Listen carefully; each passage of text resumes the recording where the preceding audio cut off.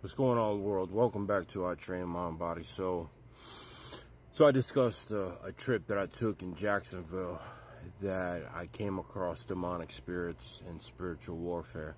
Remember, I'm the OG for God. I can prove my past. So if I can prove my past of not running their mouth, OG stat. Not that that matters to me, but I did things in my life, and I got through life always wondering, how am I free or how am I alive? Well, I'm going to give y'all some real deal stories of the past, but I'm also going to give you real deal stories of what I'm dealing with after I got my spiritual awakening.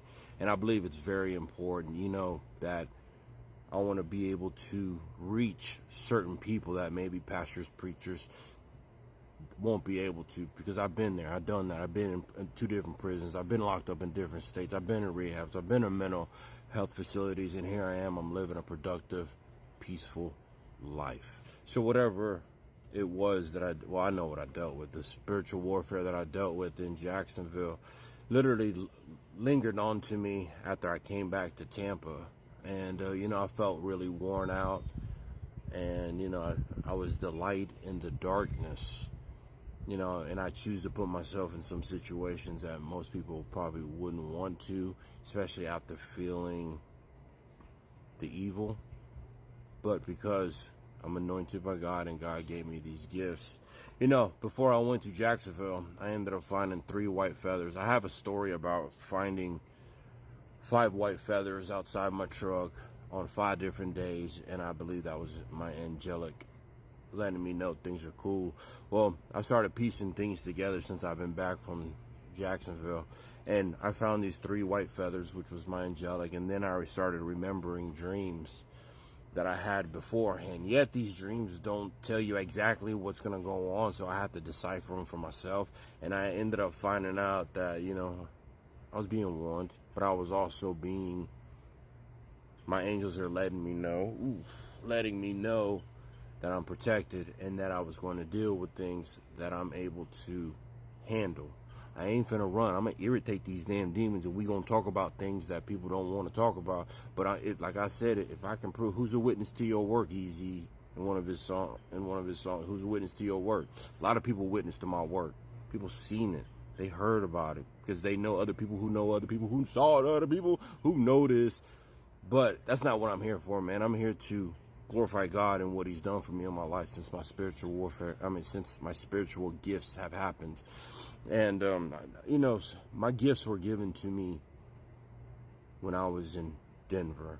So I had a deliverance done to me decades ago, man. And when I explained it to people called me crazy. They didn't know what to think. But I always wondered, why is it that happened to me? So once I dove into reading the Bible, praying, because I want to say, started when I got locked up in Arapahoe County in Colorado. When I was on my way to prison, I literally dove into the Bible, and I would have this dude named Julian every day at 5 o'clock after dinner once we got off lockdown. But that was our time, and because I was on that Thorazine, man, I felt as if I wasn't excelling the way I wanted to, but yet this dude took time out of his day, man. I appreciate you, man. You ever see this? But he would teach me the Bible. And then when I went to Colorado prison, bro, I was diving into the Bible. Like I said, I had an overwhelming feeling to overcome public speaking, and here it is. I became a public speaker. But I started singing in the choir, despite what people used to run their mouth in prison. But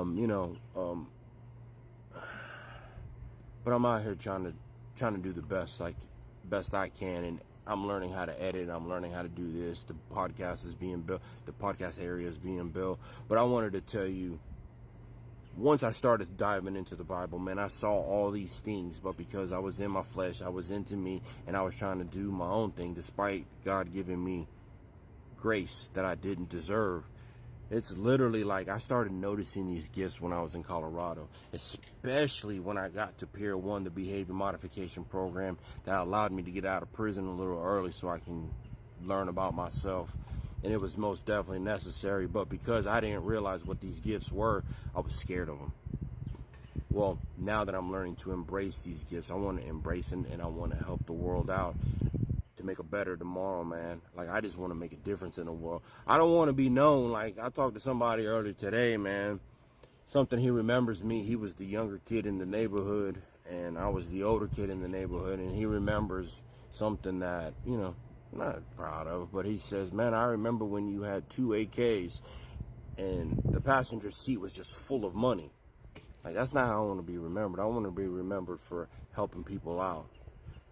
Maybe you'll understand my past because I say I'm the OG for God. Man, that's a strong statement to put out there. I ain't the toughest dude in the world. I'm just letting you know what I did when I was younger. That's not what I want to do today, and that's not what I want to preach or say, but this is for the glory of God, man.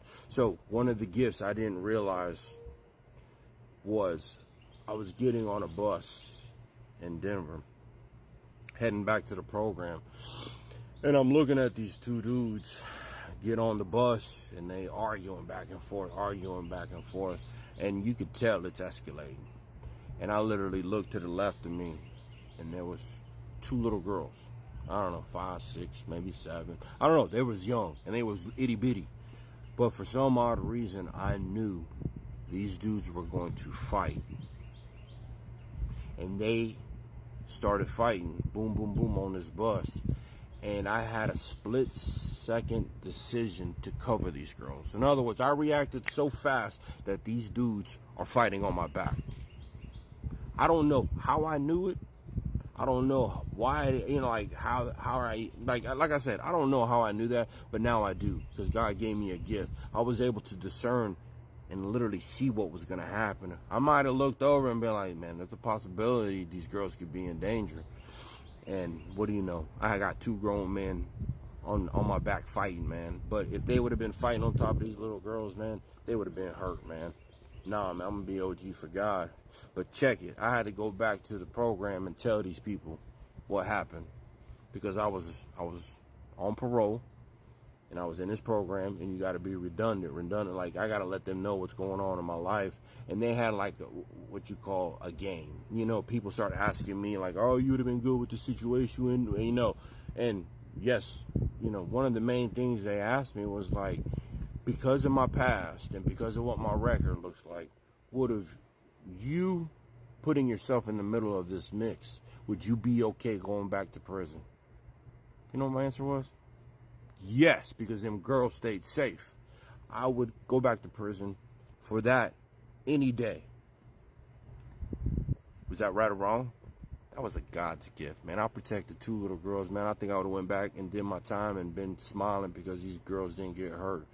The mother or whoever she was thanked me afterwards. But you know what got me? Like, man, there's enough witnesses to show. I ain't throw no punches, man. They was fighting on my back. But perception, because of my size and because of my record, you know, how could someone view? And I literally told the program, like, look, man, I'm sure there's cameras on that bus. Check the cameras. I ain't throw not 1 punch. I was not hostile. But I was like, here, I come to say the day. It was one of those, man.